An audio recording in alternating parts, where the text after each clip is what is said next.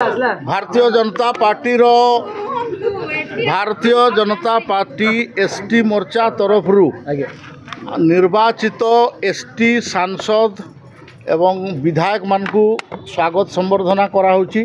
आमर माननीय मुख्यमंत्री भी ट्राइबल कम्युनिटी होइथबारु आमे डबल उत्साहित अछु।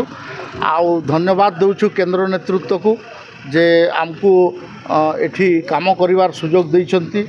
माननीय मोहन माझी नेतृत्व रे एठी आमे काम करिवु, आमर पार्टी को सशक्त करिवु, पार्टी को रीइनफोर्स करिवु, पार्टिकुलरली ट्राइबल एरिया रे सेथिपई बोलिकरी आज एकत्रीकरण होइछि।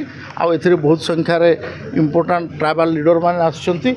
मु आशा एवं विश्वास करुछि जे 1999 मसीह मु जो भारतीय जनता पार्टी जॉइन करथिली, जहाकू साइन बोर्ड पार्टी कहिथिले, से पार्टी गठबंधन रे 9 वर्ष सरकार एबे अलगा भाव रे सरकार रे आसीछि।